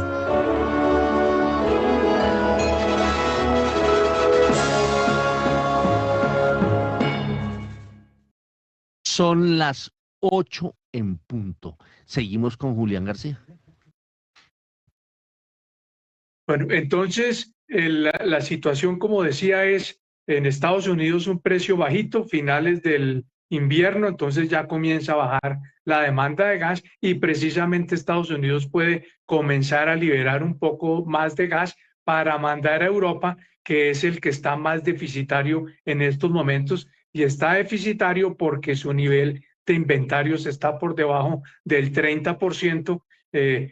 Como hemos dicho tal vez en el programa, los europeos un poquitico llegan tarde a la fiesta, mientras China, por ejemplo, sí veía una alta probabilidad que este conflicto iba a escalar y durante las últimas semanas estuvo comprando muchísimo petróleo para subir o llenar prácticamente sus tanques, estar lleno de inventarios de crudo, previendo que esto podía pasar. Europa más bien se quedó corto y dejó bajar sus inventarios de gas y por eso al ocurrir este incidente tiene ahora que pagar unos precios muy altos porque está deficitario y necesita ese gas. Entonces, cada país le está yendo en este conflicto, en esta volatilidad, cada uno le va según su posición en el mercado de autosuficiente o importador. Obviamente los importadores es a los que más duro les está dando y uno de ellos es China, que importa petróleo y que importa gas y que importa carbón. El precio del carbón también ha subido porque obviamente el carbón y gas son los sustitutos. Entonces, en la medida que el precio del gas licuado, del gas importado, ha subido significativamente, asimismo ha subido el precio del carbón significativamente porque son los energéticos sustitutos en la generación eléctrica. Muy bien, son las 8 de la mañana y 2 minutos. Bueno, por acá me escribió el superintendente César Ferrari, hablando de, como estamos mirando el tema de la balanza de pagos y de todo lo que está ocurriendo, dice, no se te olvide de la política monetaria. Dice que las tasas de interés, digamos, tan altas, traen capitales y las empresas prefieren financiarse afuera. ¿Qué es TPM? No sé. ¿Tasa política monetaria? O sea, tasa de política la tasa monetaria. política monetaria, sí. Tan alto traen capitales y las empresas prefieren financiarse afuera. Bueno, lo que uno observa es, ¿qué dice don Gonzalo? Pues basta con ver la línea de la inversión extranjera directa, la inversión extranjera de cartera. El sector privado tiene un saldo de 4.586 millones de dólares, de los cuales la parte de mercado internacional son 3.327. Pero el sector público, es decir, lo que estábamos hablando del financiamiento, son 15.285 millones de dólares. Eso es un dato, es decir, es totalmente claro. Lo segundo, si el argumento es que por unas tasas crecientes de política monetaria, que se ha dicho de paso, es la reacción correcta del Banco de la República frente a una economía que está siendo empujada por el gasto público sin ajuste, uno vería, por diferencial de tasas, una eventual entrada de capitales buscando esa mayor rentabilidad en Colombia. Pero por eso mencionaba, cuando uno también mira la cuenta financiera, se encuentra que las salidas de capitales en este momento están sumando 22.685 millones de dólares. Y cuando uno mira el detalle de esas salidas, se encuentra con que hay salida de capitales del sector privado por 16.000 millones de dólares.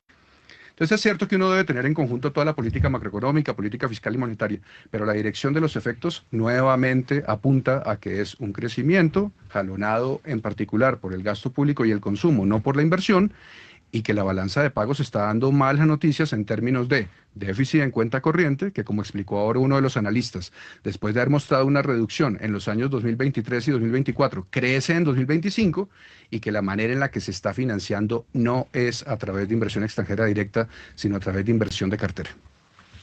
Alguien explicaba hace poco esto, que cuando la fiesta está muy alborotada, el dueño de la fiesta tiene que calmar la fiesta. Ir apagando la música. Ir apagando la música, ¿no? Lo que pasa es que se está llegando a un nivel en donde la fiesta se salió tan de madre que tuvieron que llamar a la policía. Bueno, son las 8 de la mañana y 5 minutos. Abrió el dólar. A esta hora, abren los mercados en Colombia. 8 y 5 minutos de la mañana, Héctor, pues el dólar abrió sobre los 3.780 pesos, es decir, baja inicialmente 20 pesos, teniendo en cuenta que el cierre en el spot de la jornada del martes fue de 3.800 pesos. Y a esta altura, el dólar está cotizando sobre los 3.770 pesos con 50 centavos. Ese es el valor mínimo de la sesión, 3.770 pesos, y pues el máximo 3.780 pesos, tal como abrió. Y pues de momento se cotiza en un precio promedio de negociación en 3.773 pesos con 13 centavos.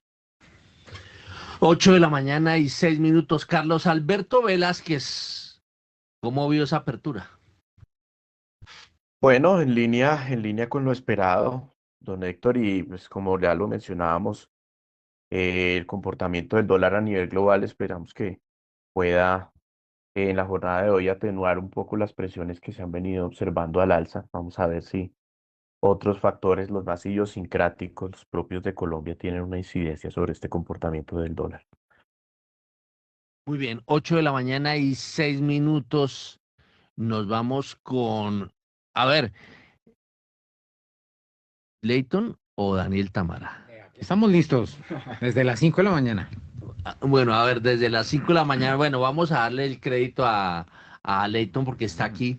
Entonces, a ver, Leyton, por favor, resumen ejecutivo de las Chivas como siempre bursátiles. Bueno, primero, obviamente, recalcar de la entrevista de Diego Molano hace pocos minutos en Primera Página y que también había anunciado Primera Página en la jornada de este martes, es que la ETB reperfilará su deuda de corto plazo con 4 bancos y además proyecta que el 30% de sus ingresos vendrán de nuevos negocios. Entre tanto, Héctor, Grupo Aval distribuirá 755.000 millones de pesos en dividendos en efectivo. Esto entre abril de 2026 y marzo de 2027. Esto contempla un reparto de 2,65 pesos por acción cada mes durante 12 meses, hablando de 23.743.000 acciones suscritas y pagadas. Titularizadora colombiana someterá proyecto de distribución de utilidades en asamblea el 27 de marzo. RCI, no RCN, RCI Colombia, designará y fijará, no, es que también hay noticia de RCN, y fijará honorarios de su junta directiva para el periodo 2026-2029. Asamblea, 27 de marzo. Alejandro Flores Romero, porque aquí se reportan todas las noticias, renunció al cargo de auditor general de Banca Mía a partir del 13 de marzo. Inversiones Venecia propone pagar, este es pequeñito, 55 millones de pesos en dividendos, no son inversiones pequeñas. Suramericana propone distribuir 330.000 millones de pesos en dividendos.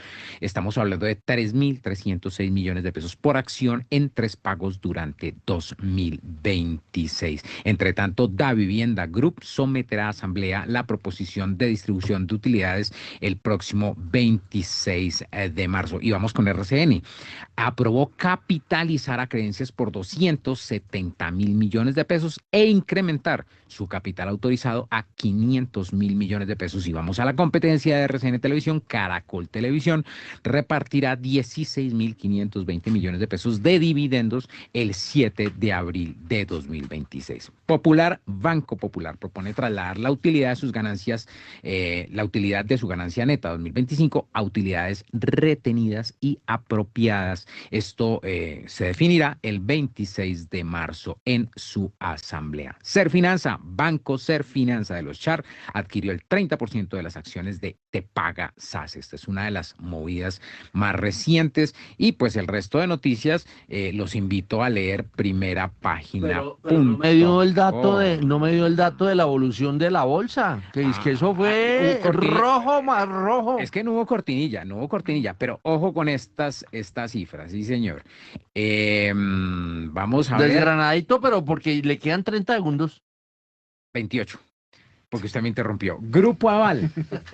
Ojo, 18,18%, pero no se asusten porque es que Grupo Aval es una acción que se mueve con un bajito volumen. Movió cerca de 370 millones de pesos con esta acción en la jornada anterior, 18,18% negativo. Negativo, hábleme. Negativo. En negativo, la acción, lo estoy hablando de montos, y cerró en 675 pesos. Mineros, también una acción que se había venido moviendo fuerte al alza, corrigió negativo 6,41%, 18.700 pesos. Colcel, menos 6,39%, 23.150 pesos. Así las cosas, bueno, o a pesar de esto, la variación del MSCI Colcap fue de apenas 0,06% en positivo, una recuperación leve porque en la jornada del lunes se había dado un guacatazo, como diría un exministro, fuerte, y cerró entonces en 2.149. Guacatazo. Bueno, nuevo término, guacatazo, muy bien. Carlos Alberto Velázquez, a ver las acciones en 5 segundos. Ya van 3. Pues Héctor, la volatilidad que se viene mostrando en el mercado no solo está asociada a los factores externos, sino también a las expectativas que se tienen en materia electoral e incluso lo que pasó con algunas encuestas. Entonces, nosotros creemos que hasta que no haya mayor claridad en ese sentido, que incluso no podríamos estar hablando de ese 9 de marzo después de las consultas y de las elecciones de Congreso, pues continuaremos observando esa volatilidad, más allá que, repito, no es propiamente de Colombia. Incluso vimos recientemente a la bolsa coreana, que venía muy bien, caer de una manera muy fuerte, mucho más que la colombiana. Entonces, por lo que en las siguientes semanas continuaremos viendo esta marcada volatilidad, aunque nosotros seguimos pensando que puede haber ahí un potencial de valorización. Muy bien, 8:12. Laura Gabriel, que últimamente no la he visto, anda perdida. A ver, doña Laura, ¿qué noticia nos tiene? Una puntual, a ver si clasifica en este mundo minero energético. Héctor, buenos días. Bueno, sí, el día de ayer el Ministerio de Minas abrió un proceso sancionatorio contra Ecopetrol por el presunto incumplimiento en abastecimiento de diésel a Nariño, pero Ecopetrol salió a decir que ellos sí están cumpliendo con el abastecimiento. De hecho, indicó que cuenta con inventarios para atender la demanda de 10 días de diésel y 6 días de gasolina. Asimismo, el ministerio le exigió hoy a la petrolera un reporte detallado del gas natural consumido por sus refinerías en 2025 y lo que llevamos de 2026, Héctor. Muy bien. Óigame, ¿en qué paró lo de Hidroituango? No, nada. Realmente Vamos. no hubo. El uno le echa la culpa al otro, el gobierno dice que ellos no alertaron, Pero perdón, no, el por eso no ejército hay, dice que no hay nada sobre qué, o sea, qué iba a pasar y qué no ese pasó. día ellos iban a anunciar el Ese día es fondo el lunes. el Es lunes, el lunes. correcto. Iban a anunciar, uno, pues cómo estaban los avances de Hidroituango, de la etapa 2, y dos, iban a anunciar un fondo Horizonte que está hasta por 10 billones de pesos para el ferrocarril de Antioquia y el acueducto del departamento. Y era pues el anuncio que iban a hacer ese día. Ujú. Bueno, entonces no paró en nada. No hubo anuncio. No, pues dijeron que más adelante iban a dar los detalles, pero ya. No Bueno, dijeron muy nada bien. más. 8:14. Rolando la serie. Buenos días. La Superintendencia de Industria y Comercio reveló hoy un balance de los últimos 24 meses en cuanto a sanciones por prácticas anticompetitivas en licitaciones y otros procesos de contratación con el Estado y con entidades territoriales. El organismo de vigilancia y control dijo que estas multas en los últimos 24 meses ascienden a 66.000 millones de pesos. Sin embargo, aclaro que aún está por definirse investigaciones de los conocidos casos de la Unión Nacional de Protección por Vehículos Blindados, un caso de amaño en una licitación del Hospital Militar y también por el conocido caso de la Unión Nacional de Riesgo, que son casos más grandes y que deben conocerse pues posiblemente este año. Bueno, 8:15 en esta semana, a finales de esta semana, se tiene que conocer el dato de inflación. Ahí vamos a ver eh, qué va a pasar con la política monetaria, a ver si aprieta más, que yo creo que va a apretar más. Bueno, don Daniel Támara, lo dejo que despida el programa con una noticia macroeconómica.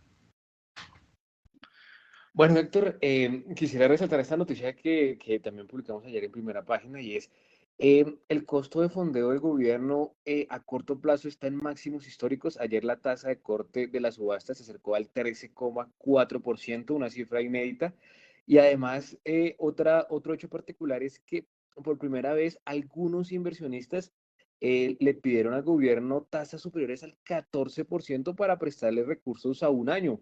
La tasa máxima superó el 14% en la subasta de ayer y pues como decimos el costo de fondeo del gobierno con estos TCOs pues está tocando máximos históricos o por lo menos desde que hay cifras públicas de estas colocaciones, Héctor. Y bueno, con esa noticia pues ya despedimos el programa. Le agradecemos a nuestros analistas que nos acompañaron en esta emisión, Carlos Alberto Velázquez, Fabián Osorio, Gonzalo Hernández, Julián García y a nuestro invitado Diego Molano Vega bajo la dirección hoy de Héctor